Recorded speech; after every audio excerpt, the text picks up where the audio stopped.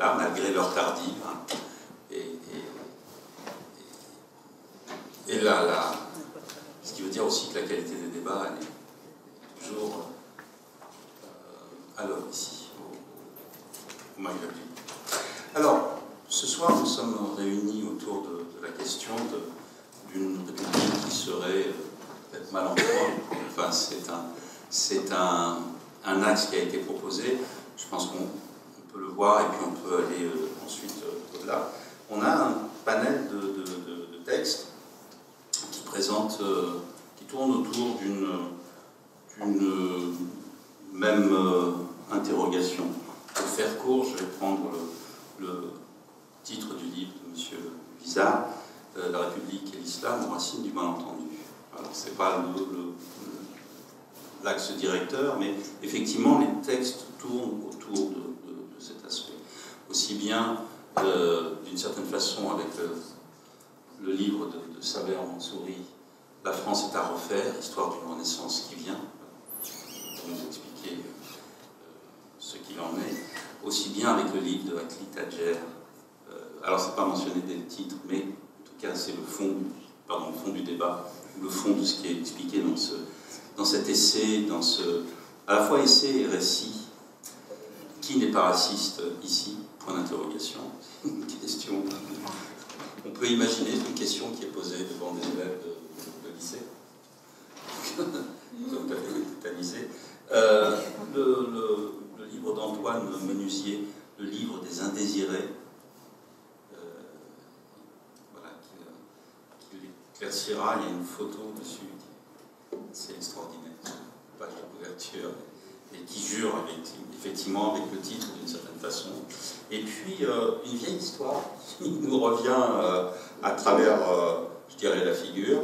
En même temps, ici, tout le monde l'a connu.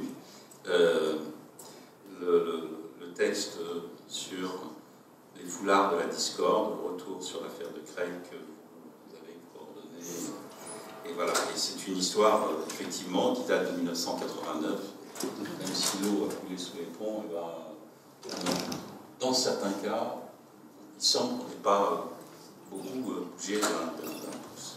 Alors, je propose de commencer avec vous, Akli Tadjer, et que vous reveniez sur cette histoire qui est quand même assez brutale pour vous. Ce qui vous est arrivé est quand même très très surprenant. Et voilà. Je veux dire, ça déclenche quelque chose. Oui, je vous laisse. C'est choquant, mais ce n'est pas surprenant. Ce n'est pas surprenant dans le climat actuel. Excusez-moi, il faut vraiment que le micro soit au fond de la gorge. Non, bien sûr. Je laisse au fond de la gorge. Oui, c'est choquant, mais ça n'est pas surprenant. Enfin, c'est pas surprenant pour moi, parce que voilà, je ne suis pas tombé de la dernière rincée, je connais l'état actuel de la France, j'y suis né. Quand je regarde un franco-français, comme on dit aujourd'hui, je peux tout de suite voir dans son regard si j'ai affaire à quelqu'un de bienveillant ou à quelqu'un qui ne pourrait pas forcément hostile, mais qui pourrait ne pas être sympathique forcément. Donc je ne suis pas tombé des nues, mais ce qui m'a choqué et pourquoi j'ai écrit cet essai, vous savez, j'ai un roman qui s'appelle Le Porteur de cartable, qui est au programme du bac déjà depuis une dizaine d'années. Donc voilà, on m'a souvent invité dans des lycées pour en parler, je l'ai fait souvent, et puis après j'ai renoncé parce que j'ai pas envie d'être comme un vieux clown qui répète à chaque fois le même numéro à des lycéens, etc. Donc voilà, à un moment donné j'ai mis un stop à ça, et puis je fais une signature dans une librairie pour un roman qui est sorti il y a 1 an et demi, et il y a une enseignante qui vient me voir et qui me dit j'ai lu Le Porteur de cartable, je suis une enseignante en terminale, j'aimerais le faire enseigner à mes élèves parce que je pense que ça leur ferait du bien. Alors je veux bien que mes livres fassent du bien, mais à ce point-là et moi j'étais pas très chaud, je me suis dit encore et puis elle revient à la charge et puis elle me dit je vous assure que ça m'aiderait et je pense que ça les aiderait aussi. Donc je finis par acquiescer, hein. Je dis bon je vais le faire, d'autant que le libraire est un ami et puis il me dit vas-y, c'est vraiment une personne très bien, donc j'accepte. Et puis 1 mois avant la rencontre, elle elle m'envoie un mail. Elle m'envoie un mail me disant voilà, j'ai présenté le porteur de cartable à mes élèves, etc. Il y a eu un rejet.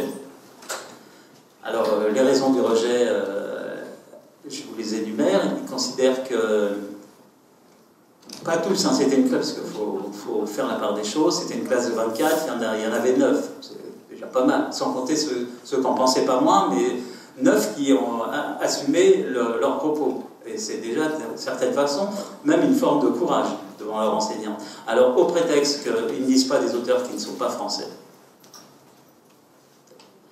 que la guerre d'Algérie ne concerne pas la France, c'est pour vous dire le niveau de la culture, il y a des mots d'arabe dedans, et il y a un de ces élèves, des mots d'arabe, il y en a 4. Hein. Couscous, tagine, harissa, vaguement dans mon esprit. Donc il n'y a pas de quoi perdre son latin. Et puis, il y a un élève qui a jeté le livre, il a refusé de prononcer le prénom de Messaoud.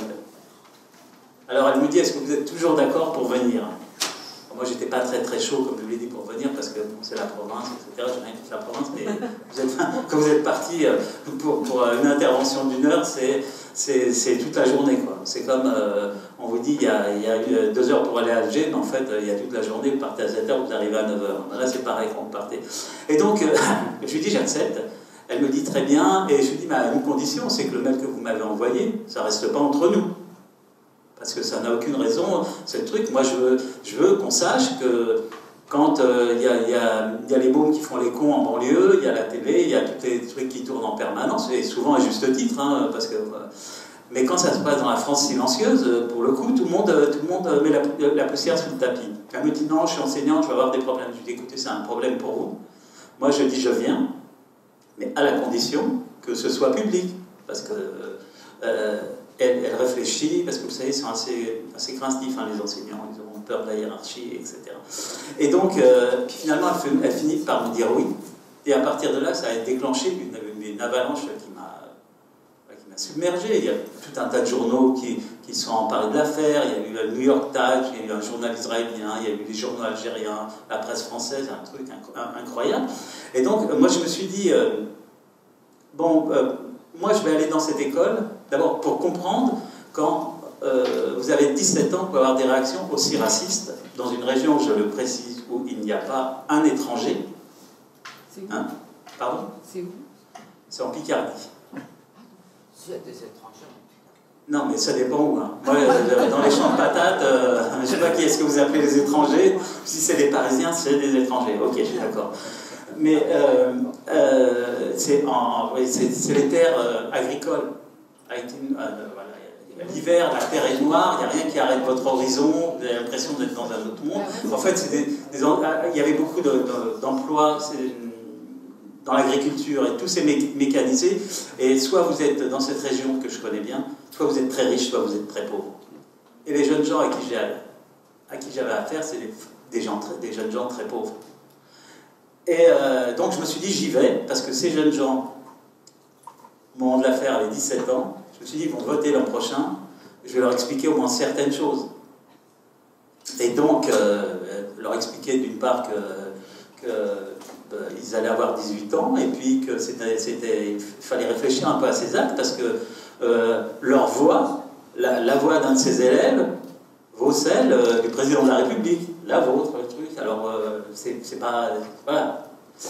Et j'ai pu aussi comprendre pourquoi aussi, comment on est raciste comme ça à 17 ans sans être confronté à l'autre. Parce qu'en fait, c'est ça, ils ne sont pas confrontés à l'autre, ils vivent dans une espèce de fantasme. Alors, je suis allé dans cette école, dans ce lycée, en terminale, et alors, je vais vous dire, j'ai été surpris, et dans l'autre sens, parce que souvent j'interviens dans les écoles, et c'est souvent l'idée que je me fais de la France, c'est-à-dire que toute une jeunesse mélangée.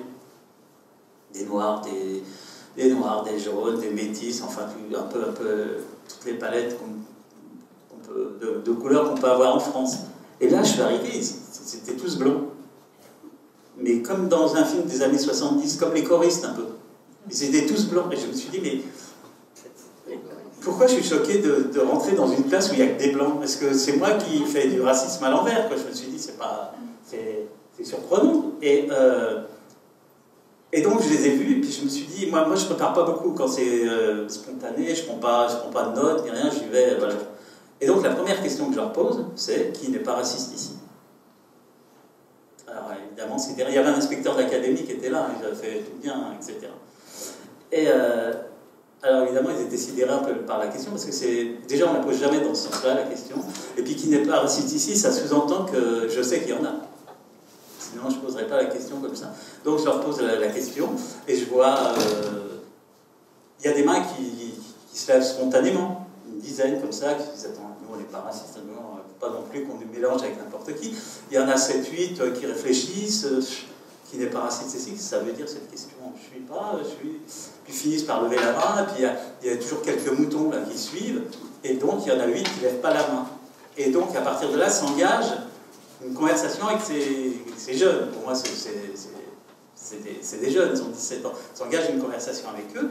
Et donc, alors par exemple, j'en prends un, je lui dis, alors, toi, pourquoi? Donc, toi, tu es raciste. Et quand vous avez une jeune personne de 17 ans qui vous regarde dans les yeux et qui vous dit oui, je veux dire, moi, j'ai pas l'habitude de ça. Je veux dire, j'ai l'habitude des hypocrites qui disent qu'ils sont pas racistes et qu'ils le sont. Mais un jeune homme de 17 ans qui vous regarde et qui vous dit je suis raciste, alors je lui dis mais pourquoi tu es raciste? Parce que moi ça m'intéresse. Alors il me dit bah écoutez, alors pour voir les motivations, là je me suis dit, il y en a un qui dit je suis raciste parce que mon grand-père il n'aimait pas les Allemands. D'accord. Mon père il n'aime pas les Noirs et les Arabes, puis moi c'est pareil. Et je lui dis mais t'as pas de cerveau, tu peux pas réfléchir, etc. et tout. Mais après, c'est plus compliqué que ça. Il y a un autre, alors, donc ils étaient tous racistes pour des raisons à peu près pareilles. En fait, ils étaient racistes. En fait, ils répétaient les mots de leurs parents, sans savoir vraiment ce que se charriait. Et je demande à un autre, et je lui dis, alors toi, il avait un peu plus pervers que les autres. Je lui dis, donc toi aussi, tu es raciste? Il me dit, moi, non, je ne suis pas raciste, moi, c'est politique. C'est intéressant. Bon, après, il y a toute une conversation, et puis alors je me suis dit à un moment donné, je ne vais pas essayer de leur tenir un discours antiraciste, ça va les endormir, ça va m'endormir, et il ne va rien se passer. Alors la seule chose, je me suis dit, je vais essayer de les mettre dans la peau d'un étranger, d'un immigré, parce qu'en fait, c'est des pays ravagés par le chômage. Alors je lui dis, mais qui est-ce qui aimerait travailler, vivre à l'étranger? Alors il y en a... donc, parmi il y avait un peu tout le monde. Hein. Ils voulaient tous une dizaine qui voulaient partir, etc. Je lui dis, où est-ce que vous voulez partir? Alors, ils me disent, aux États-Unis. Ah, je dis, parfait. Je lui dis, mais pourquoi tu veux aux États-Unis? Ah, parce que c'est le plus grand, le plus beau, le plus fort, etc. Machin truc. Et puis Trump, il est vraiment bien. Hein. Vraiment. Je dis, d'accord. Ok, j'écoute. Et puis, j'écoute les motivations. Et puis, il y en a un, il me dit... alors, je lui dis, mais vous savez, si vous allez aux États-Unis, parce qu'ils n'ont pas vraiment la notion de ce que c'est que l'étranger. Par exemple, ils ne réalisent pas que quand ils vont en Belgique, c'est des étrangers. L'idée de, comme ils ne sortent pas, la notion de l'étranger, ils ne savent pas que... Je dis, mais tu sais que le français, ce n'est pas un homme universel. Dès qu'il sort de ses frontières, c'est un étranger. Ça, il faut le savoir. Si tu n'as pas compris ça, c'est un problème pour toi.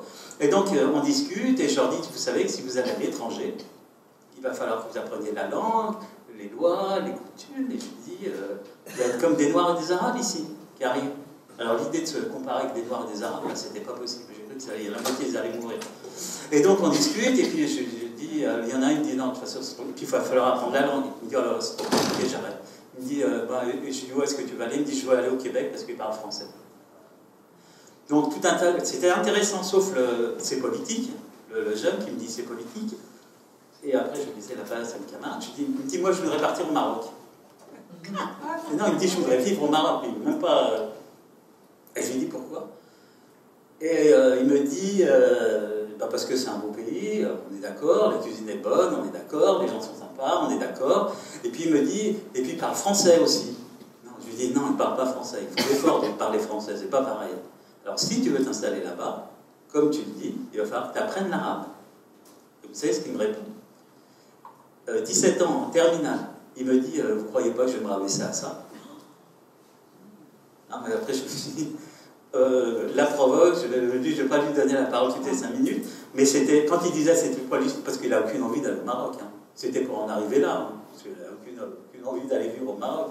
Vous voyez un peu et j'ai appris plus tard que c'est un des petits jeunes qui fréquente le truc du Front National, je ne sais pas comment on appelle les jeunes. Voilà, des jeunes FN, et c'est... Voilà, en fait, ils sont nourris de ce discours, hein, donc, et sans connaître un seul étranger. Les seuls étrangers qu'il y a dans cette ville, c'est deux kebabs, et à mon avis, ils n'ont pas besoin des allos ni rien. Donc voilà. En gros, voilà ce que ça raconte. Et c'est aussi, comment dirais-je, c'est aussi un regard sur la France que j'ai connu, moi, quand j'avais 17 ans, et sur la France qui a changé aujourd'hui, avec ses fractures ou pas ses fractures, ça c'est... Enfin, c'est d'autres considérations. Mais c'est un constat de la France d'aujourd'hui. Enfin, un constat que j'ai pu faire à un instant T, et puis après tellement changé, à mon avis. Merci, M. Tadjela. Effectivement, cette vision frontale avec un certain nombre de personnes qu'on ne va pas rejeter d'un revers de... Ah, surtout pas, mais il faut comprendre. Bah oui, et ça, c'est une attitude qui n'a pas été la plus courante pendant très longtemps. Et justement, je voudrais me tourner vers M. Menusier avec le livre des indésirés. Parce que, d'une certaine façon, c'est ça que disent ces jeunes gens. On ne les désire pas, on ne les veut pas. Mais là, c'est plus compliqué, puisque là, c'est le ressenti des personnes en tant que telles. Vous faites une très longue étude de l'histoire de ce nom de Dieu. Oui, alors les indésirés, ça veut dire, évidemment, vous venez de le dire, ceux qui ne sont pas désirés. Alors, en gros, moi je me suis intéressé à la deuxième génération de l'immigration maghrébine, celle que j'ai le plus côtoyée pendant une quinzaine ou une vingtaine d'années par ma profession, mon engagement. Et puis, donc, indésirés, se sont sentis indésirés par une partie des Français. Mais aussi, ce fait d'être indésiré tient aussi au fait qu'une partie de cette deuxième génération, ou en tout cas leurs parents, n'ont pas toujours désiré ardemment la France. C'est aussi une réalité. Alors, je me suis intéressé principalement, j'allais dire, aux tripes, c'est-à-dire au fond de l'affaire, à la fois au sens figuré et au sens propre. Parce que je trouve que le langage qu'on a entendu pendant des décennies, qui est notamment le langage des sciences sociales, qui apporte tout à fait leur contribution à l'analyse, mais qui n'est pas mon langage dans ce livre, a une manière d'évacuer justement ce qui se passe à l'intérieur du corps. Et ceci est souvent beaucoup trop vite refoulé. Voilà, donc l'intitulé de cette table ronde, ce sont les fractures. Alors fracture, ça renvoie pour avoir la métaphore, aussi la métaphore gazeuse. On pourrait dire que la France est une grande cuve de gaz qu'on s'empresse de refroidir quand elle chauffe à tout propos. Par exemple, dernièrement, l'affaire Mila, on voit bien que c'est parti au quart de tour. Et bon, ça va peut-être tomber assez rapidement, enfin, on verra bien. Donc c'est de l'écume, mais on verra bien ce que ça donne. Mais il se trouve que ça travaille malgré tout le corps aux tripes. Ensuite, si je me réfère justement à cette histoire, c'est parce que on ne peut pas considérer que ce sont seulement des données objectives qui ont créé la situation qu'on connaît.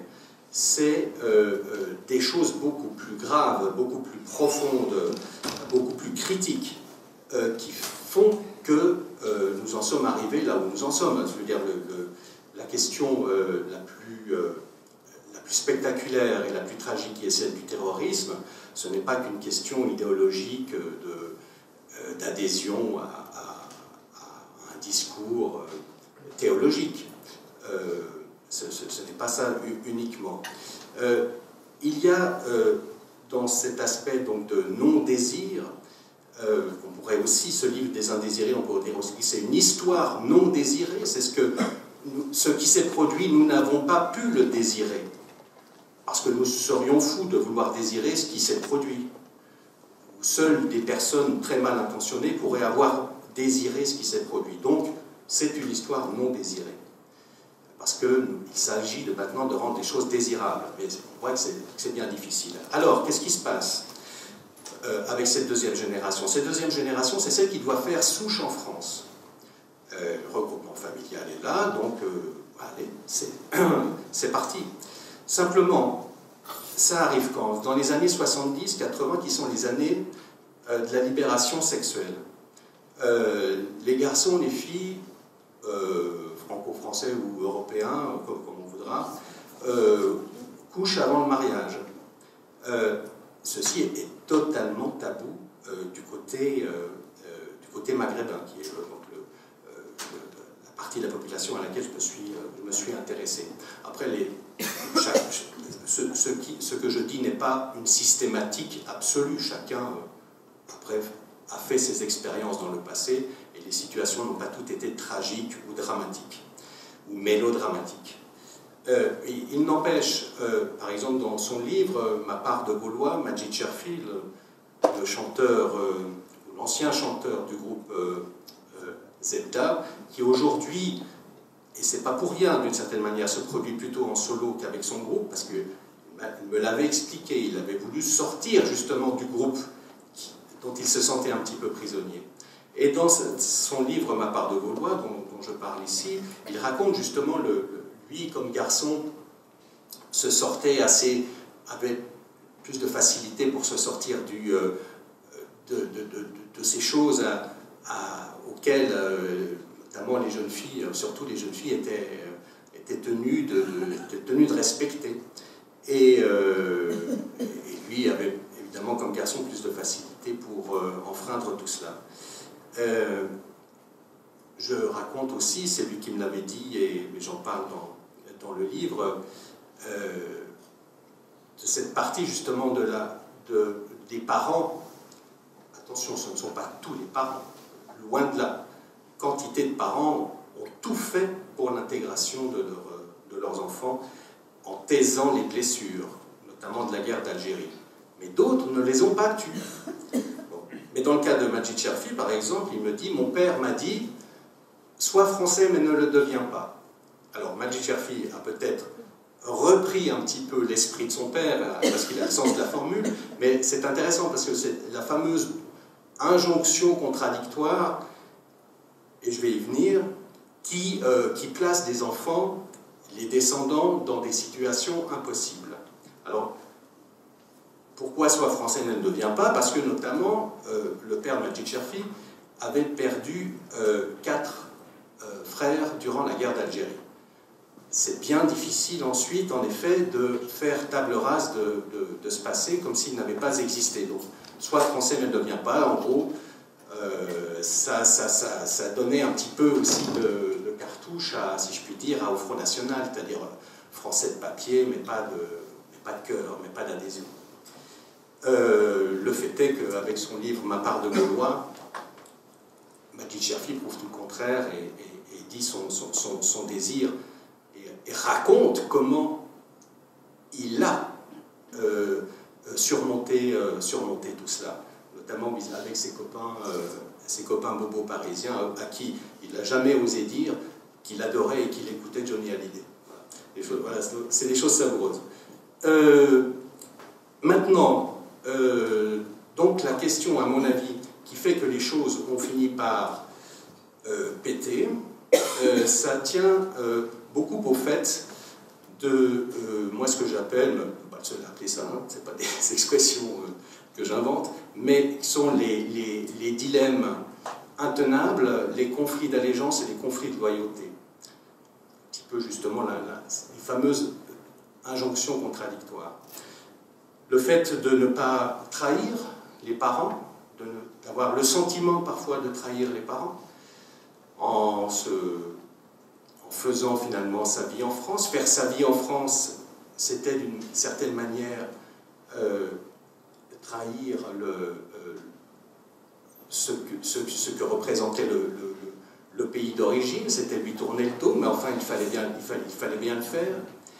Et puis,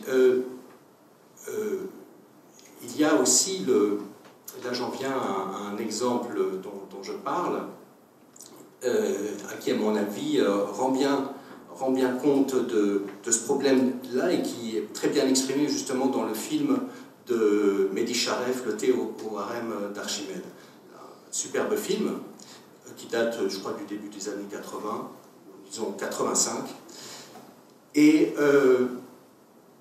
moi, je pense que ce film est, d'une certaine manière, raconte la genèse de ce qui va se passer plus tard et qui va être dramatique, tragique, parfois catastrophique, avec notamment l'engagement dans l'État islamique ou dans ses dérivés,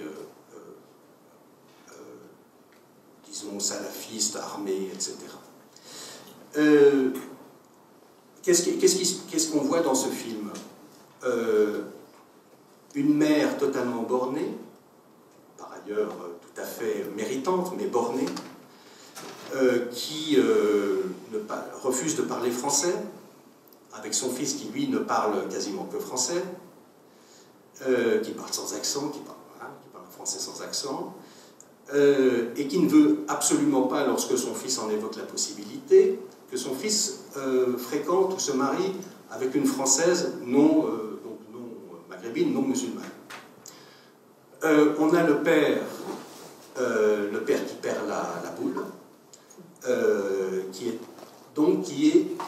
nourrit cette image dévalorisante du père, qui normalement est un petit peu le représentant aussi de l'autorité, et sans faire d'association, qui est un peu le représentant de Dieu dans la famille, mais sans faire d'association. Donc, et là, à travers justement cette image qui est en partie, je crois, biographique de Mehdi Charef, il raconte quelque chose justement de cette image dévalorisée du père qui est très mauvaise dans le cas justement de la trame dramatique que je raconte en partie dans le livre. Et puis on a le copain, le meilleur copain qui est français, européen, qui est de la mauvaise graine. Et on voit bien que c'est aussi ce genre de personnage type. Pas ici de déterminisme absolu, c'est moi qui force le trait, mais ce personnage type va devenir aussi plus tard vraiment la graine de converti, c'est-à-dire les convertis de proximité dans les quartiers qui, pour faire comme les copains, aussi parce que les quartiers sont devenus des ghettos, se ghettoisent, l'islam devient un référentiel majoritaire, voilà. Il y a ces phénomènes de conversion, avec justement on voit bien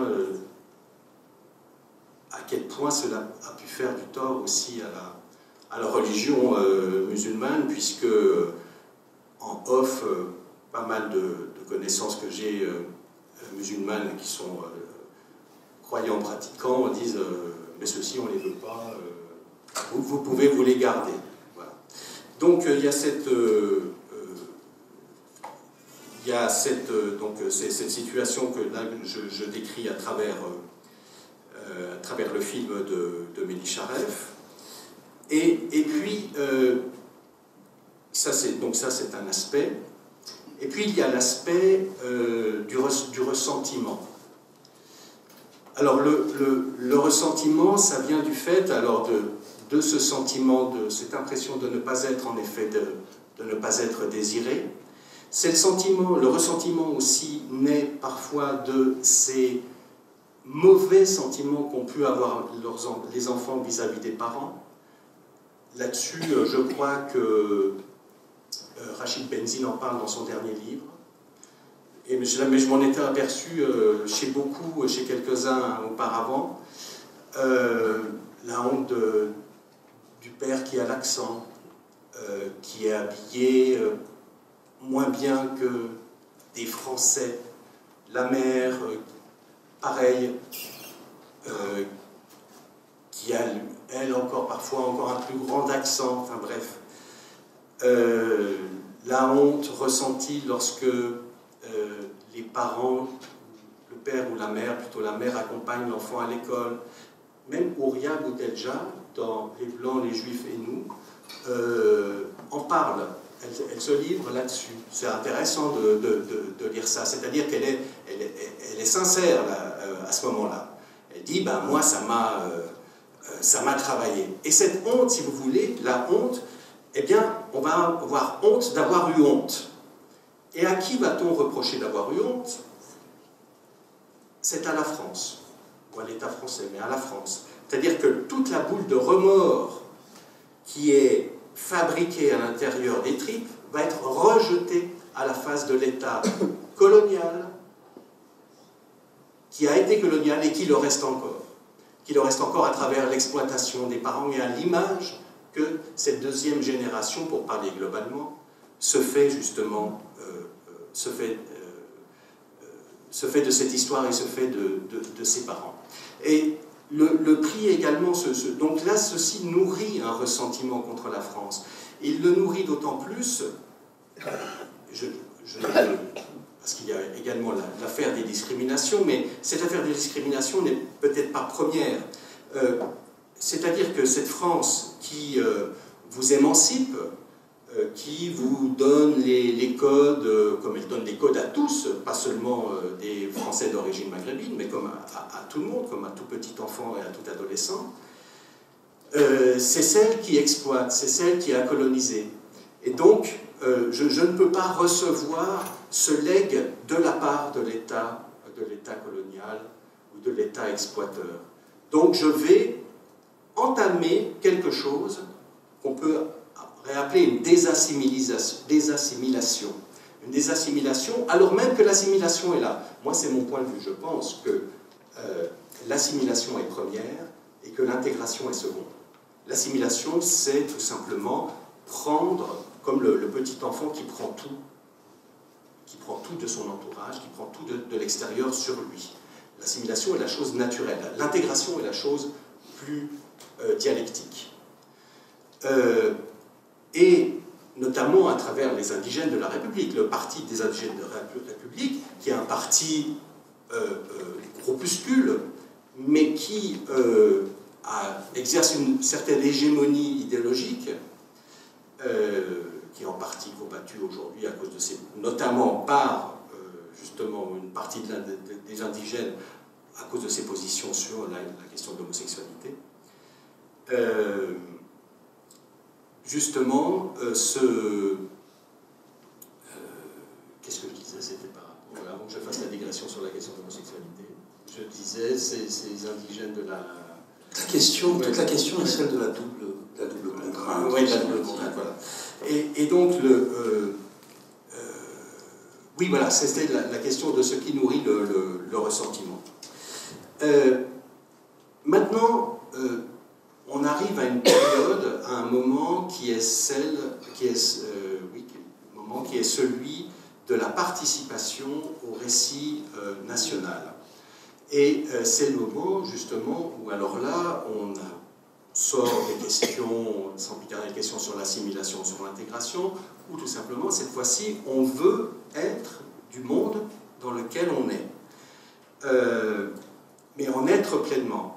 Et je me suis intéressé beaucoup là encore aux arts, notamment au cinéma, parce que le cinéma, c'est vraiment l'accès le plus symbolique, le plus bling-bling aussi d'une certaine manière à la reconnaissance. C'est ce qui vous fait vraiment exister presque encore plus qu'un livre, lorsque vous êtes réalisateur ou réalisatrice.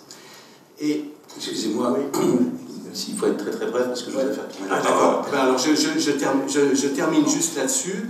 Donc, dans l'aspect, si on veut voir un aspect positif, et si on doit voir un aspect positif, si on veut voir ce fameux verre à moitié plein plutôt qu'à moitié vide, c'est aujourd'hui, et vous voyez ce qui se passe dans le cinéma, les choses bougent. On s'approprie le récit, on le raconte. Et contrairement à ce qu'on pourrait croire, les films qui sont produits ne sont pas des films staliniens contre la France, des films de propagande anti-impérialistes ou que sais-je.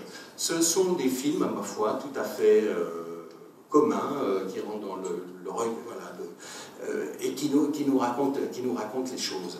Le problème, c'est que, avant cela, pour y parvenir, souvent, il y a eu les fameux tweets. Je ne vais pas citer les noms, notamment de réalisateurs ou de réalisatrices, mais, et là, parce que c'est toute une autre partie, encore plein d'autres choses dans le livre, notamment de la rivalité judéo-maghrébine ou judéo-musulmane ou judéo-arabe, que je traite en profondeur, mais les fameux tweets antisémites, notamment de gens qui vont, une fois la chose faite, une fois le film réalisé, après notamment avoir côtoyé pas mal de réalisateurs dans le showbiz, justement, où les gens se rassemblent sous le même drapeau, vont abandonner progressivement cet antisémitisme qui était motivé par l'idée que ce sont les Juifs qui tiennent le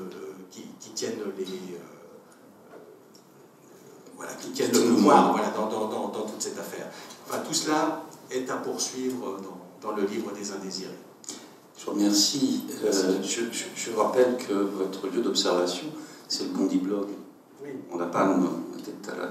Alors justement, on va continuer un peu dans cet axe. Je me tourne vers vous, Ismaël Ferrat, avec les foulards de la discorde. Si vous pouviez nous rappeler un peu le contexte dans lequel ça s'est apparu et comment les choses se sont modifiées, se sont métamorphosées pour en arriver à la situation actuelle. Je rappelle que c'est un travail d'équipe autour de l'affaire, ce qu'on appelle maintenant l'affaire de Creil, et qui était l'apparition soudaine de 3 jeunes filles qui portaient un foulard. Oui, merci. Alors, brièvement, l'historien dit toujours pourquoi son sujet l'intéresse à titre personnel, ce qu'on appelle l'égo-histoire chez les historiens et historiennes, donc pourquoi on travaille sur tel ou tel sujet. Moi, il se trouve qu'en 89, j'étais rentré en école élémentaire, donc j'étais un peu moins âgé, et 2 images m'étaient restées, enfin les premières images télévisées qui étaient restées étaient d'une part la chute du mur de Berlin, donc en 89, et d'autre part une histoire que je ne comprenais absolument pas, qui était 3 petites collégiennes qui rentraient en collège, qui ne rentraient pas justement en collège, avec un foulard, ce qui m'avait beaucoup marqué parce que je ne comprenais strictement rien au sujet. Alors, si on se place aujourd'hui, faisons un petit rappel historique. La commission Stasi sur la question des élèves voilés en 2003. En 2008-2014, l'affaire Babilou, donc du nom d'une assistante maternelle dans une crèche de la région parisienne. La question des mamans voilées de 2012 à aujourd'hui dans les sorties scolaires, qui est régulièrement relancée. En 2016, la question du burkini sur les plages. En 2018, la question d'une élue voilée de l'UNEF à Paris. En 2019, la question des foulards sportifs vendus par Decathlon. Enfin, à chaque fois, on revient sur une question qui est celle des foulards dans la société française. Et les collègues qui ont accepté de travailler sur le sujet, donc de différentes disciplines, historiens, sociologues, sciences de l'éducation, philosophes, se sont intéressés à la première affaire qui a mis en exergue la question du foulard islamique dans la France contemporaine, à savoir l'affaire de Creil. Donc en 2 mots, qu'est-ce qui s'est passé ? À la rentrée scolaire 89, dans un collège d'une commune extrêmement pauvre de l'Oise, Creil, qui est une commune typique de la périphérie parisienne, un peu comme Dreux ou Montereau, pour prendre des profils comparables. Donc dans une commune qui a connu la crise industrielle, une forte immigration, il y a eu donc l'arrivée de 3 collégiennes voilées, 2 sœurs et une amie, donc dans le collège Gabriel Habez. À l'époque, il n'y a aucune loi, aucun texte qui parle de la question du foulard à l'école, donc il y a un vide juridique absolu. Le principal, ne sachant pas quoi faire, envoie une lettre aux parents le 18 septembre et il pense que tout ceci va être réglé. 2 semaines, 3 semaines plus tard, les médias s'emparent de l'affaire et l'affaire devient le sujet d'actualité majeur dans la télévision, la presse, la radio. J'avais pris la question du mur de Berlin. Pour vous donner une idée, la couverture médiatique du mur de Berlin et ces 3 foulards sont comparables. Donc, ces 3 petites collégiennes ne pensaient pas être, les stars de quelques semaines de polémique extrêmement forte. Alors, si on resitue cette affaire dans un temps plus long, au fait, elle est au confluence, et là je passe au contrôle de Jean-Pierre Bizard, qui a beaucoup travaillé sur le sujet, à la confluence de 2 cycles, un qui se ferme, l'autre qui s'ouvre. Un cycle qui se ferme, c'est un siècle d'affrontement traditionnel en France entre catholicisme et République, commencé sous la Troisième République et qui s'est arrêté grosso modo avec l'échec du plan Savary sur l'école privée en 84. Donc pendant un siècle, la question laïque était en quelque sorte focalisée sur les catholiques. 5 ans plus tard, un nouveau cycle s'ouvre où systématiquement, à partir de l'affaire de Creil, la question de la laïcité est évoquée pour l'islam. Donc c'est vrai que l'affaire de Creil est à la fois une fermeture de porte et une ouverture d'une autre porte de la question catholique, entre guillemets, à la question musulmane en France. Vous voulez dire qu'on en a pour un siècle? C'est pas impossible, mais ça, c'est l'historien est toujours prudent, donc l'avantage de l'historien, c'est qu'il parle de choses qui sont passées, donc ça lui permet de laisser aux autres la prospective, hein, je laisse ça aux experts de la prospective. Et c'est une réponse d'historien, on reste toujours sur les archives. Alors, plus sérieusement, non, vous êtes déstabilisé sur la demande. En gros, pour résumer sur l'affaire, quelles sont les transformations? Alors, là, c'est vraiment une discussion avec vous, hein, si on peut dire. Il y a 3 hypothèses de transformation liées à l'affaire de Creil. Peut-être que mes collègues pourront y réagir. Le premier élément, qui est devenu presque naturel, et qui pourtant est une vraie construction de l'affaire de Creil, c'est l'idée que laïcité et droits des femmes sont liés. Ce qui, historiquement, est faux. Je tiens à souligner qu'en France, on a interdit précisément au nom de la laïcité aux femmes de voter jusqu'en 1944. Pourquoi? Parce qu'on avait peur qu'elles donnent leur voix au parti catholique. Clémenceau, d'ailleurs, le disait très clairement, et les radicaux aussi au Sénat. Donc, l'affaire de Creil a créé une espèce d'évidence qui nous paraît aujourd'hui totalement indiscutée et indiscutable, ce lien entre féminisme et laïcité, qui, à l'époque, se noue dans cette crise autour du foulard. Le second point fondamental, qui me paraît aussi important parce qu'il n'est plus discuté, si on peut dire, dans l'espace public, c'est l'idée qu'il faille renvoyer, au moins en partie, l'islam de France et les musulmans français à la situation étrangère. Par exemple, sur le foulard, très souvent on dit « Oui, si on cède sur le foulard en France, on laisse tomber les Afghanes, les Iraniennes, les Saoudiennes. » Je vous laisse compléter la liste, hein. Ça dépend des moments et des événements. En 89, ce n'est pas encore la question afghane, mais on renvoie les collégiennes à la situation notamment iranienne. D'ailleurs, on parle de l'affaire du Tchador. Je rappelle que le mot Tchador, étant un mot farsi, n'est absolument pas utilisé par l'immigration marocaine, algérienne, tunisienne, qui bien sûr ne parle que l'arabe, et encore l'arabe dialectal, globalement. Le troisième point fondamental, et c'est pas un hasard si cette affaire lance l'expression, c'est un moment de grande déstabilisation pour les pouvoirs publics, c'est la question de savoir avec qui on parle. L'avantage de l'Église, malgré toutes les critiques que certains peuvent lui adresser, c'est que l'Église, il y a une tête. Il y a le pape au niveau mondial, et au niveau de la France, il y a des évêques dans l'épiscopat de France, qui est l'Assemblée, hein, qui constitue l'Église de France. La question, c'est les musulmans, c'est qui? Et le ministre de l'Intérieur, qui veut régler le sujet, est extrêmement gêné. Soit dit en passant, il fait appel au roi du Maroc pour régler l'affaire, donc c'est paradoxal un peu. On l'a retrouvé dans les archives Mitterrand. Ça, la confirmation est faite, hein, effectivement. Le roi Hassan II était intervenu pour faire retirer le foulard de 2 collégiennes d'origine marocaine. À l'époque, hein, lorsque Hassan II disait quelque chose, en règle générale, les familles obéissaient assez rapidement. Donc, le ministère de l'Intérieur se pose la question de savoir qu'est-ce qu'il va faire. Et Pierre Joxe, qui est à l'époque ministre de l'Intérieur, lance une expression, c'est « il faut qu'on crée un islam de France ». Pierre Joxe, Jean-Pierre Chevènement, Charles Pasqua, Manuel Valls, Nicolas Sarkozy, pas dans l'ordre, excusez-moi, Gérard Collomb, Bernard Cazeneuve, tous ont espéré à un moment donné organiser l'islam de France, dont le CFCM est en quelque sorte une des émanations. Donc là aussi, hein, l'idée de devoir créer en quelque sorte un partenaire avec qui discuter pour éviter les problèmes. Alors, la question de notre ouvrage, ne va pas être trop long, c'est vraiment une interrogation qu'on a presque naïvement, hein. Vous savez, parfois les chercheurs, les universitaires sont vraiment très naïfs par rapport à leur sujet, c'est comment, ce qui est objectivement un micro-sujet, hein, à savoir une lettre envoyée par un principal à 3 collégiennes qui n'ont pas été virées du collège.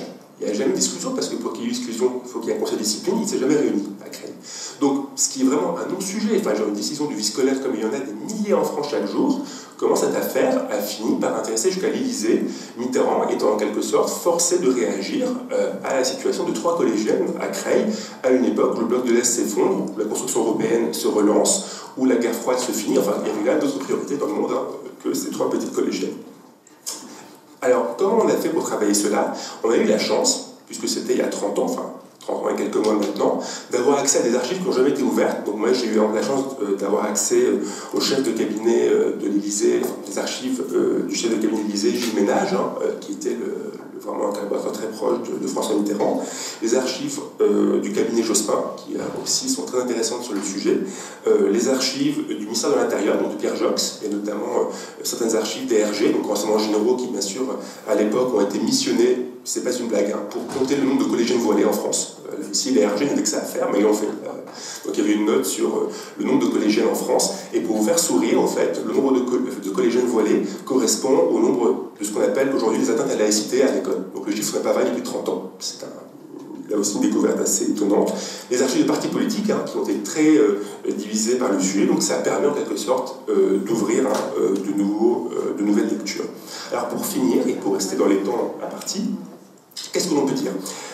C'est qu'au fait, l'affaire de Creil, c'est notre conclusion collective dans cet ouvrage, a en quelque sorte créé ce qu'on appelle une histoire des possibles, ou une uchronie. L'uchronie, c'est l'histoire qui n'a pas eu lieu, mais qui aurait pu avoir lieu. Dans les années 80, l'idée que les musulmans allaient devenir français naturellement, que la France allait devenir multiculturelle, multiethnique, s'imposait dans l'administration, dans la société. C'était le moment de SOS Racisme, de la main jaune, des concerts Black Blamber, enfin, il y avait une espèce d'optimisme, bien sûr, hein, nuancé, le Front National montait, il y avait une hostilité à l'immigration qui pouvait exister, mais enfin, du moins, il y avait l'idée qu'à terme, la France réussirait sa mutation pluriculturelle, comme on disait à l'époque, hein, qui allait réussir progressivement. L'affaire de Creil a brisé ce mouvement, a fait ressurgir des questions qui étaient plus anciennes, la question coloniale, la question impériale, le rapport à l'immigration maghrébine, et en quelque sorte a déstabilisé la société française dans son rapport à l'islam, déstabilisation dont on peut supposer, mais l'historien est toujours prudent, que celle-ci continue à exister aujourd'hui. Et c'est peut-être ce qui est l'héritage à la fois le plus fort et le plus sombre de cette affaire. Je vous remercie infiniment justement de cette synthèse, de ce regroupement, de ce récit finalement qui remet les choses en perspective. Et c'est vrai que c'est un des aspects les plus frappants dans le livre. On se dit mais c'est pas possible, surtout quand on l'a vécu. Et on se dit effectivement le mur de Berlin d'un côté et les trois gamines avec leurs fichus sur la tête et ça déclenche quelque chose de dramatique. Mais justement je me tourne vers vous, Monsieur Luizard, parce que vous montrez dans votre livre combien ça remonte très très longtemps en arrière, cette histoire. Combien il y a un malentendu qui est là, qui est en place, vraisemblablement même depuis l'époque napoléonienne. Merci de votre présence et merci de me laisser la parole. Je vais tenter d'être le plus court possible.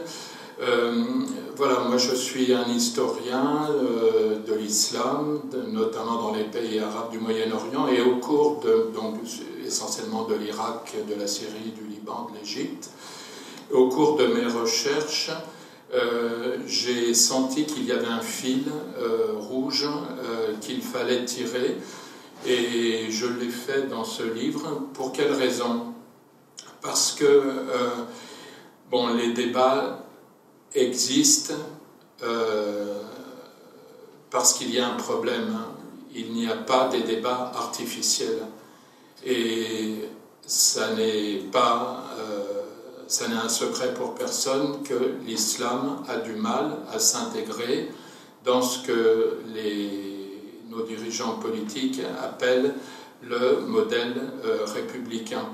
Et je me suis dit, voilà, ce modèle républicain semble universaliste, généreux, ne pas faire de différence entre les religions.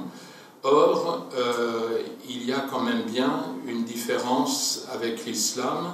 Pour quelle raison? Eh bien, cette raison, je l'ai située dans la politique coloniale de la France envers l'islam, cette politique musulmane de la France qui a été, et là c'est une chose qui explique beaucoup le caractère inextricable de ce que nous vivons aujourd'hui, qui a été le fait essentiellement des élites républicaines et laïques, c'est-à-dire de la gauche, et non pas du camp clérical ou royaliste, chose qu'on a tendance à oublier aujourd'hui parce que le parti colonial est assimilé ce qui a été le cas à partir des années 30 et 40, 1930 et 1940, à la droite et à l'extrême droite. Mais l'essentiel de la colonisation a été faite sous la Troisième République, et elle n'a pas été faite au nom du catholicisme, on s'en doute, elle n'a pas été faite non plus au nom de la laïcité,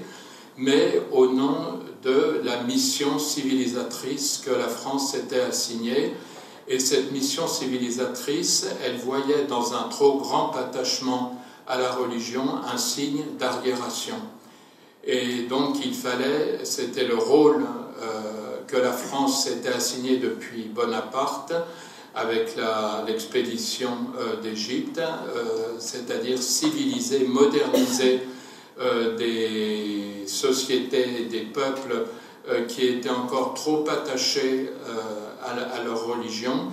Et on va voir donc tout au long de la Troisième République s'égrener des conquêtes coloniales. Donc la première, ça a été l'Égypte, qui se présente sous le Directoire avec l'expédition de Bonaparte comme une extension de la Révolution française, avec des idéaux qui sont ceux de la Révolution française. Il y avait sur les papiers en tête de la République française d'Égypte, puisque les Français arrivent en Égypte pour fonder une république sœur, une république révolutionnaire. Donc les mots liberté, égalité, fraternité, puis ensuite, sans voir la contradiction, on a remplacé fraternité par colonie. Liberté, égalité, colonie, puisqu'il n'y avait pas de sentiment d'une contradiction, puisque les Français étaient pleins d'une très bonne conscience qui ne va pas se démentir jusqu'au début du XXe siècle, à savoir qu'ils avaient une mission vis-à-vis des musulmans, une mission qui était finalement d'exporter la modernité française à des sociétés qui étaient jugées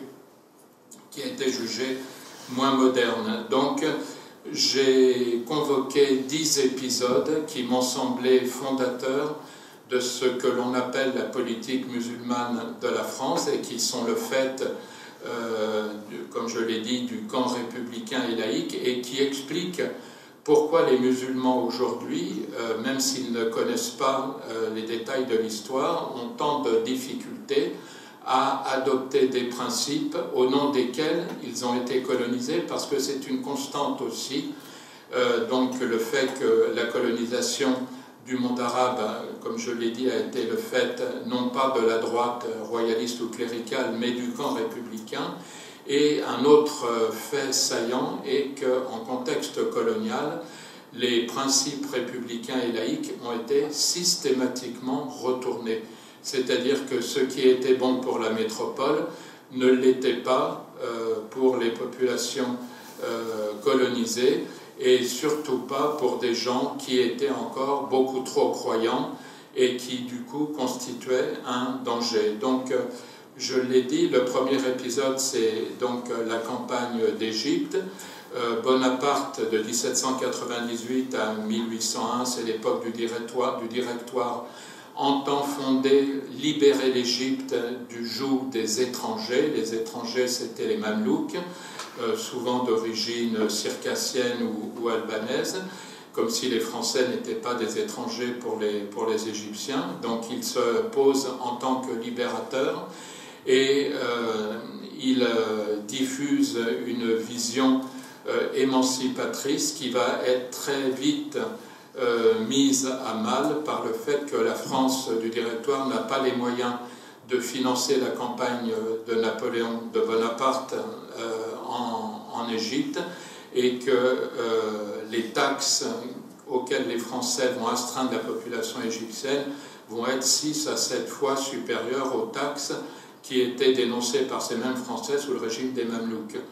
Et on imagine bien que de nombreux villages égyptiens n'auront pas les moyens de payer ces taxes, et la répression qui va s'abattre sur eux a été une répression terrifiante.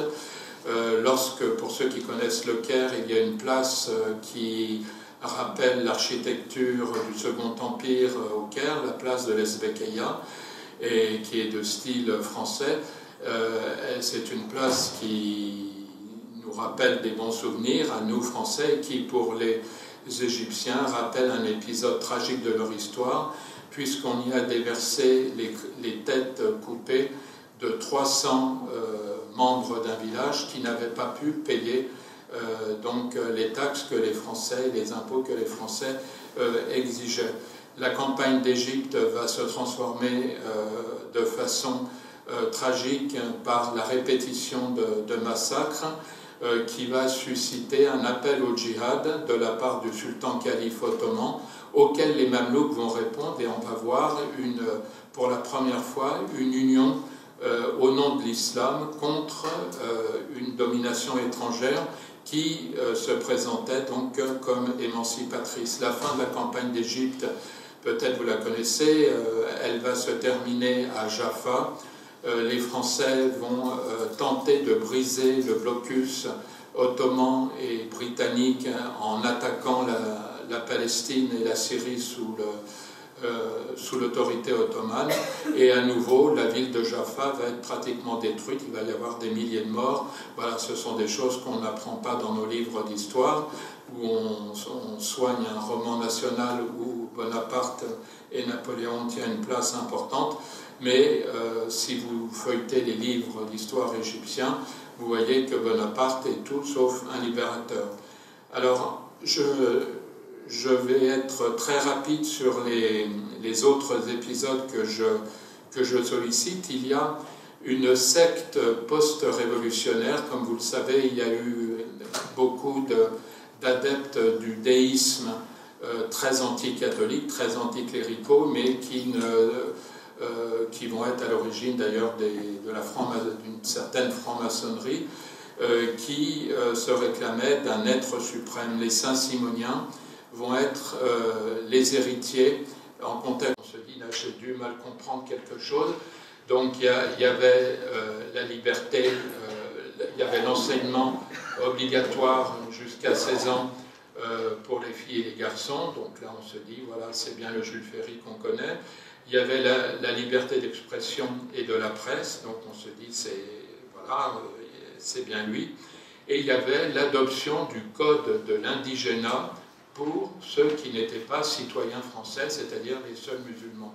C'est-à-dire qu'on arrive à une situation où les juifs d'Algérie deviennent citoyens français avec les chrétiens, catholiques pour la plupart, et où les seuls qui se voient privés des droits des citoyens français, notamment un certain droit d'héritage, droit de propriété et un certain nombre de servitudes qui faisaient que beaucoup d'historiens ont comparé le code de l'indigénat à un code intermédiaire entre l'esclavage et les droits de l'homme. Mais on voit que ce qui a été une marche vers l'émancipation pour les juifs a correspondu chez les musulmans à un asservissement qui va être confirmé par la non-application de la loi de 1905 de séparation des églises et de l'État aux musulmans d'Algérie. En 1905, la loi ne va pas s'appliquer à l'Algérie. Il va y avoir un décret en 1907, mais ce décret va officiellement s'appliquer à tout le monde, sauf qu'il s'adressait à une population qui, pour une part, était citoyenne française, donc qui avait tous les moyens d'exercer son culte indépendamment de l'État, et les musulmans qui, eux, étaient encore des sujets français et qui, du coup, vont se trouver par des impôts coloniaux soumis à l'État français, ce qui explique que toutes les tentatives de susciter un islam de France rappellent de très mauvais souvenirs pour les musulmans. J'ai bientôt terminé, il me reste deux épisodes.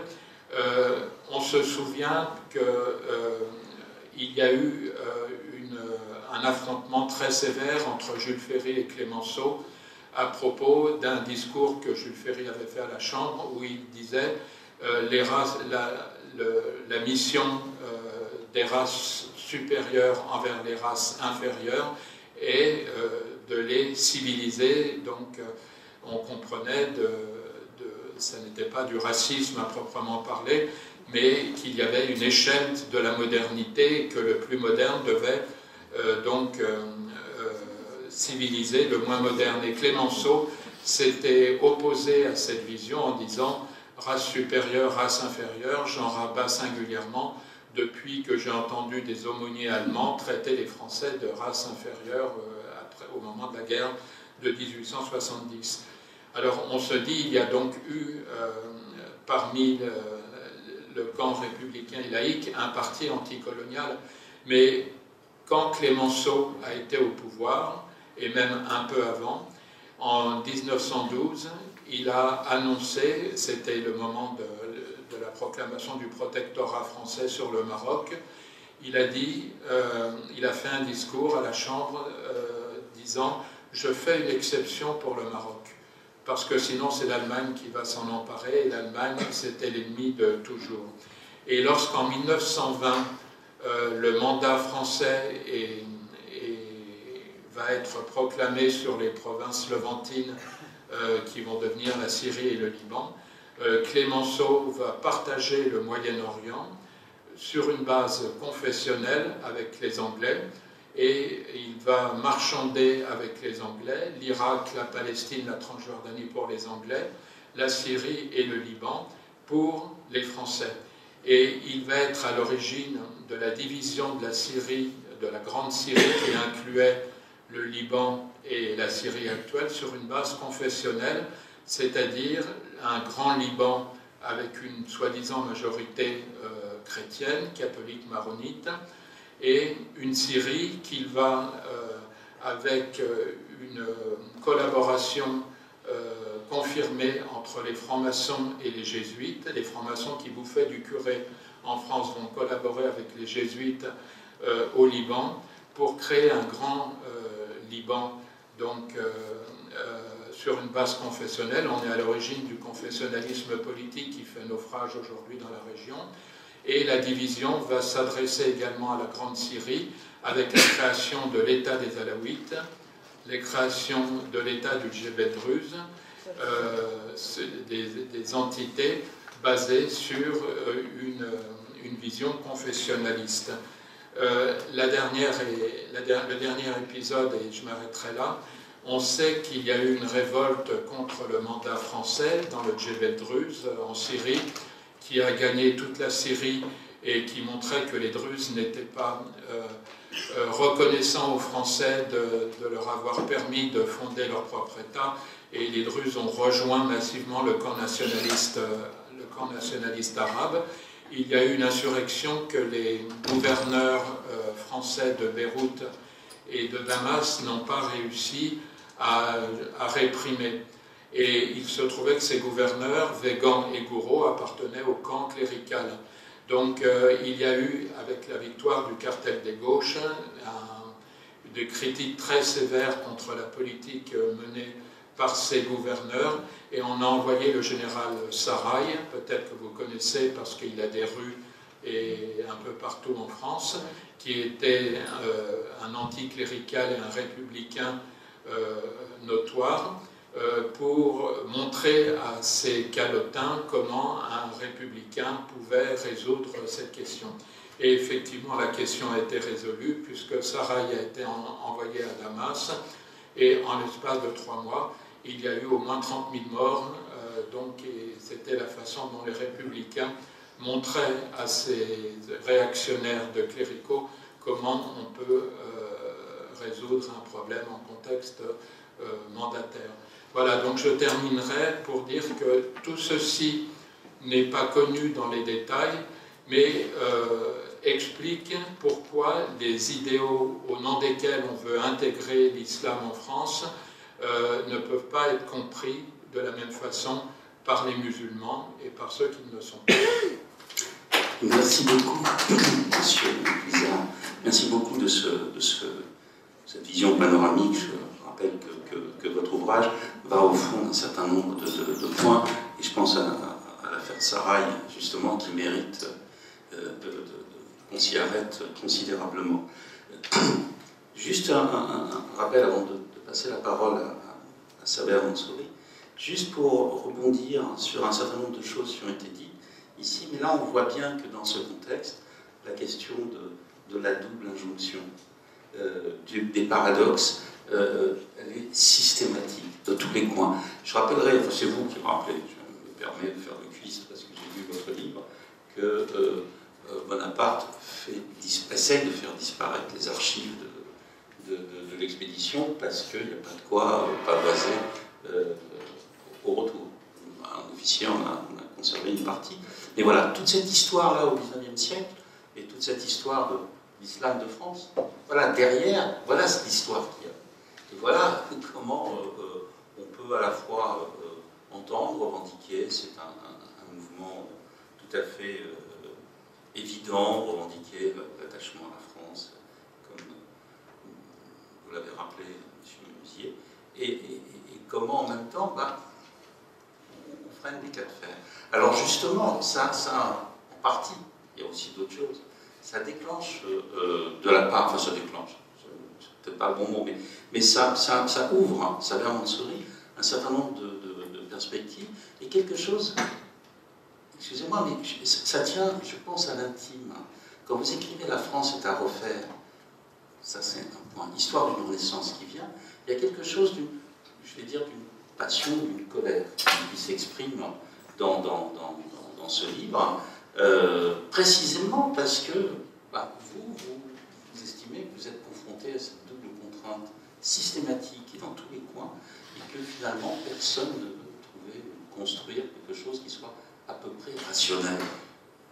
Oui. Là, on est dans l'imaginaire. Alors, le titre « La France est à refaire », c'est une phrase de Jean dans la débâcle de Zola.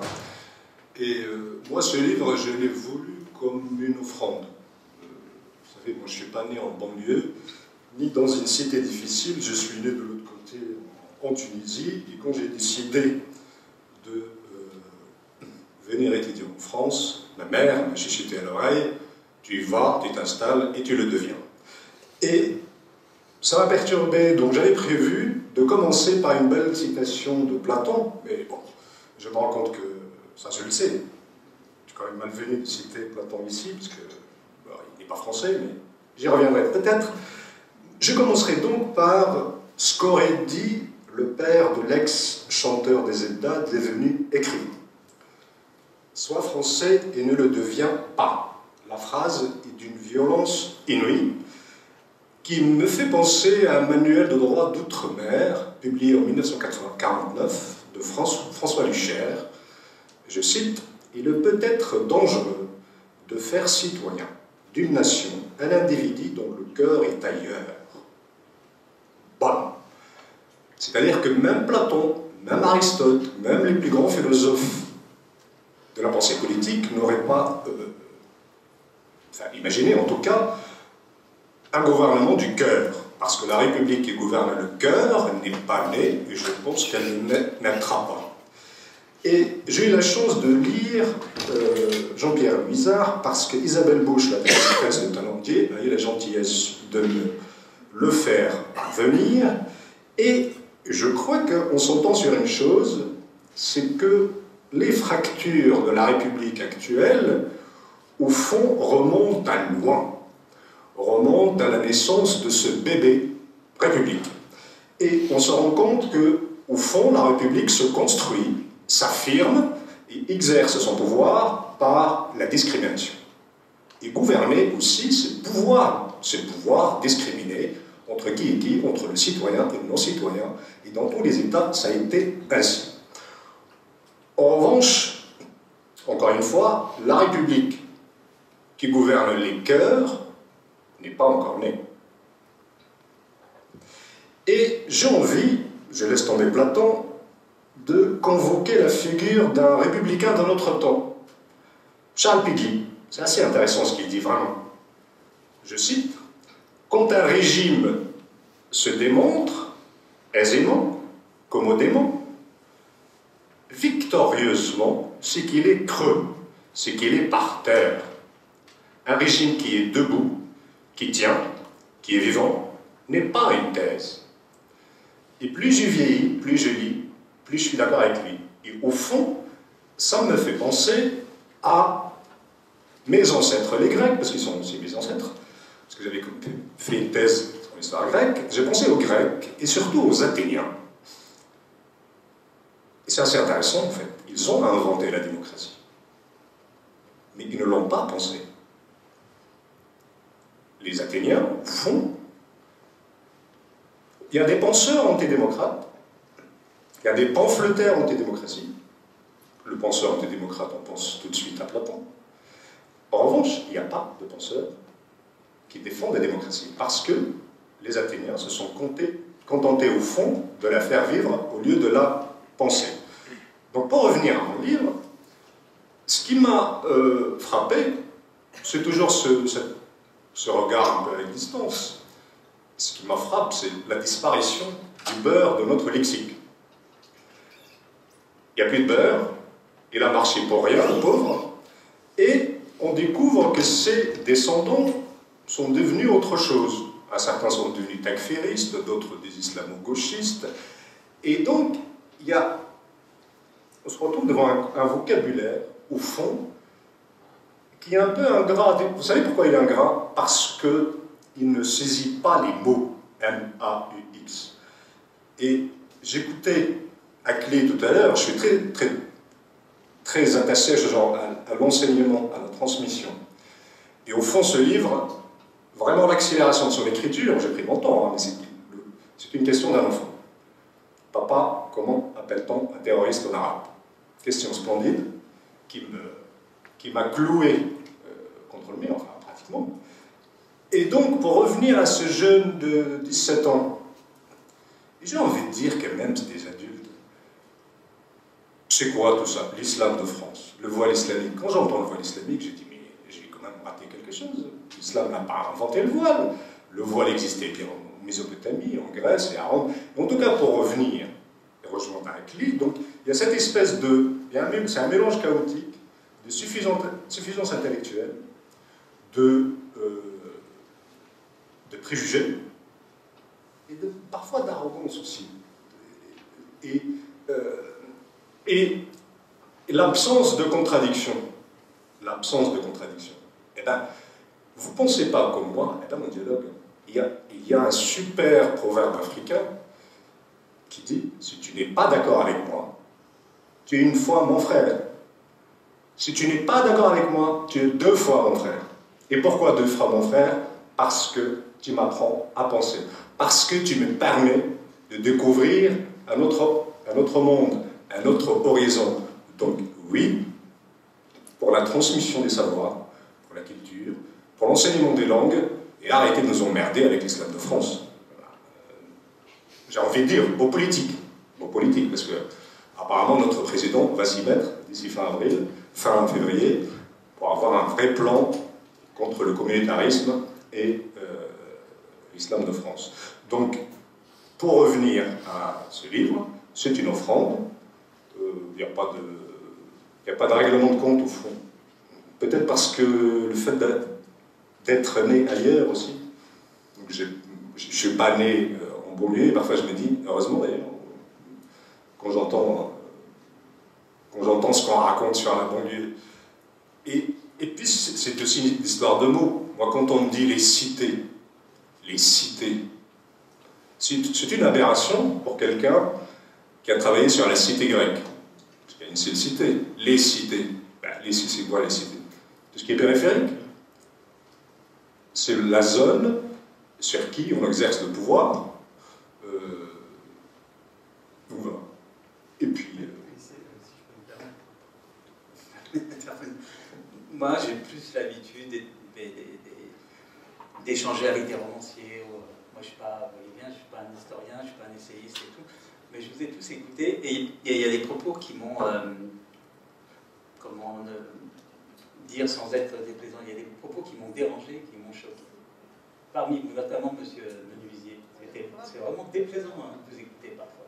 Quand vous faites des généralités, ils n'aiment pas leurs parents, ils ont honte de leurs parents, ils ont honte de la façon dont ils sont habillés et tout, mais moi ça me renvoie pas, parce qu'en plus ça parle de ma génération. Vous prenez des cas particuliers pour en faire des généralités. Génération sans accent. C'est Pardon ? infamant. Il a dit deuxième génération sans accent. Et c'est choquant. C'est plus que choquant, et c'est très bien de l'avoir dit, monsieur. Et moi ça m'a choqué parce que, et en plus, c'est à chaque fois c'est généralité. Vous parlez du chanteur de Zelda, comment faire une généralité? Si lui, on lui dit ne sois français, ne sois pas français, mais c'est son problème à lui. C'est impossible d'en faire une généralité. Quand vous dites, moi j'ai jamais eu honte de mes parents, pour ça je ne veux pas rentrer dans ces généralités. Vous dites, vous êtes déjà, je sais pas quoi et tout. Mais ça c'est leur vie. Mais moi, mon père parlait pas très bien le français. Et alors, so what, je sais très bien d'où il vient. Mon père, quand il sortait de la tannerie, il puait la merde, et ben j'aimais sa merde, parce que c'est mon père, je ne veux pas avoir honte de lui, et je ne veux pas faire une généralité. Et en entendant tout ça, franchement, je me suis dit, mais je ne sais pas, vous êtes comme Monsieur Jourdain, vous faites du racisme sans le savoir. Moi, ça m'a choqué. Bravo. Mais par rapport à la phrase du père de l'ex-chanteur de Zelda devenu écrivain, après il faut... Non, mais après, il en tire des disent oui, alors ils ont honte, ils ont pas d'attitude. Alors il me semble qu'on peut imaginer que moi, cette phrase a été inventée pour... Non, je ne peux rien dire. Oui, mais elle est aberrante, là encore, une fois, elle est aberrante, oui, mais c'est ce que je dis, donc elle est aberrante, et puis de toute façon, je suis désolé, vous regardez l'histoire de pratiques politiques, des pratiques du pouvoir, le gouvernement du cœur, on l'a connu où? On l'a connu en Espagne, et vous savez ce que va donner en Espagne, ça donnait l'Inquisition. Voilà.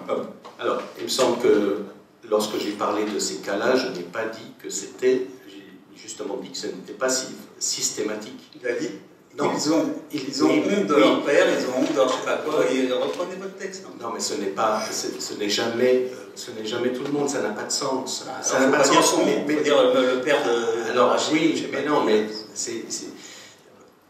oui, c'est le problème justement de la manière d'exprimer aujourd'hui des choses justement qui procèdent justement des passions. Voilà. C'est ça qui est compliqué. Lorsque encore une fois j'ai parlé de ça et de l'affaire justement du chanteur de Zelda, j'ai bien dit qu'il avait certainement, avec son sens de la formule, reformulé quelque chose qu'il avait perçu, qu'il avait peut-être perçu chez son père. Mais du racisme sans le savoir, non, ça n'a pas de sens, parce que quand on dit les juifs, les noirs, les arabes, les trucs, excusez-moi, c'est un peu... Moi, je dis pas les juifs quand j'ai un problème avec un juif. J'ai un problème avec un juif, mais je ne dis pas tous les juifs. Oui, mais à ce moment-là, il n'y aurait pas de problème. À ce moment-là, si ce que vous disiez, c'est-à-dire la généralité, lorsque je l'exprime en disant, par exemple, il me semble l'avoir pas fait de manière systématique, c'est... s'il n'y a pas de généralité, il n'y a pas de problème. S'il n'y avait que des cas particuliers, il n'y aurait pas eu de problème en France. C'est bien parce que précisément à partir d'une matière, certains ont fait des généralités. C'est déjà pas... Oui, mais j'ai pas dit que c'était tout le monde. J'ai pas dit du tout que c'était tout le monde. À aucun moment j'ai dit que c'était tout le monde. Vous ne pouvez pas me faire dire ça. Et c'est comme ça lorsque, par exemple, je décris la scène parce que j'y assiste, où il y a Yasmina Khadra et Alexandre Arcadi qui se mettent ensemble pour adapter le livre de Yasmina Khadra, Ce que le jour doit à la nuit, et qu'ils arrivent tous les deux en costume, smoking, chemise blanche, col déboutonné, chaînette et tout. Voilà. Et on a une fraternité romanesque, si vous voulez. On a une fraternité romanesque. Mais ce sont des choses, ce sont des touches. Voilà, ce sont des touches. C'est pas grave, hein, j'ai déjà entendu cette façon de parler, je l'ai déjà entendu plusieurs fois. Non, excusez-moi, mais c'est-à-dire que cette filiation islamo-judaïque, c'est Khadra et Arcadi qui l'ont inventé. Mais vous avez lu les correspondances entre Maïmonide et Ibn Rushd. Vous avez lu les textes d'origine de Maïmonide, qui écrivait avec... qui transcrivait l'hébreu en lettres arabes. Mais on est où là? On est des êtres hors sol ou on est des êtres issus d'une histoire, d'une longue histoire? Mais pourquoi lorsque je rappelle cet épisode... On a l'impression que cette filiation judéo-islamique, elle est récente, qu'elle date d'aujourd'hui. Ben non, elle est dans l'histoire, elle est inscrite dans l'histoire. Il faut lire, pour s'affranchir des préjugés et d'une certaine culture. Voilà. Mais quel préjugé en l'occurrence de rappeler que précisément deux individus agissent fraternellement à un moment donné. Je ne vois pas en quoi ça abolirait un passé de scribes juifs. Mais en fait, il n'y a pas de scribe. Non, je vous parle de philosophes. Ou de philosophes. En fait, c'est une affaire de représentation de l'autre. Et je vais vous dire une chose. C'est une règle universelle. Dites-moi comment vous parlez de l'autre, je vous dirai qui vous êtes. Voilà. Et je pense que vous dites sur l'autre, ça dit beaucoup de choses sur vous-même. Voilà. Après, chacun a ses références. Vous avez vos références Yasmina Kadra et Arcadie. Moi, je préfère les références qui s'inscrivent dans l'âme de l'histoire, dans le cœur de l'histoire. Voilà.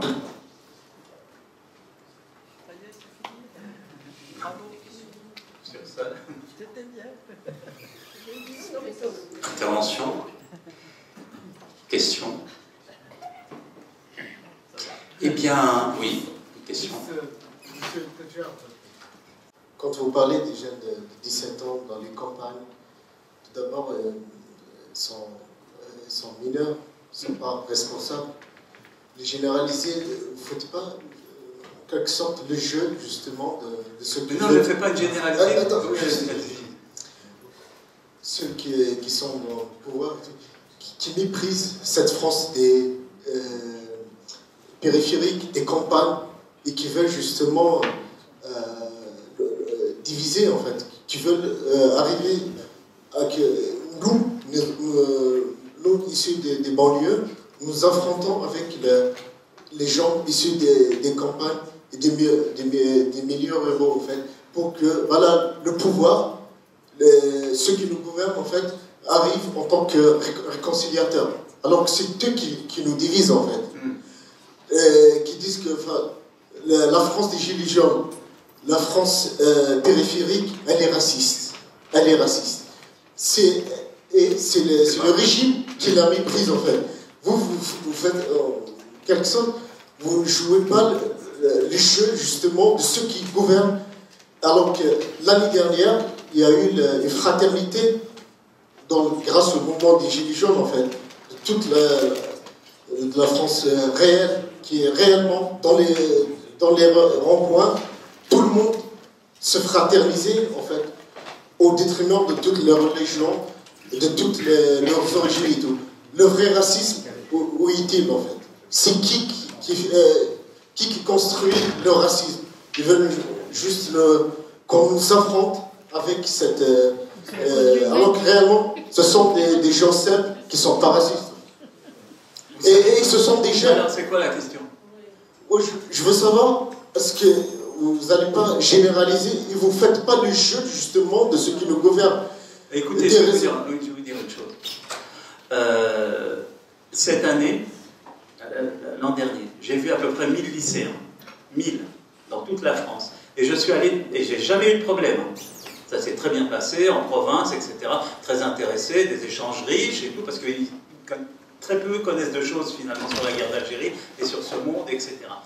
Et pourquoi je suis allé? Justement, je suis allé dans ce lycée pour essayer de comprendre, pas pour essayer de les mépriser, pas pour essayer de leur dire qu'ils valaient moins que les autres. Non, je suis allé pour essayer de comprendre. Et j'ai compris beaucoup de choses. Parce qu'à un moment donné, je leur dis, il y en a un qui me dit, vous avez vu, on est champion du monde de foot.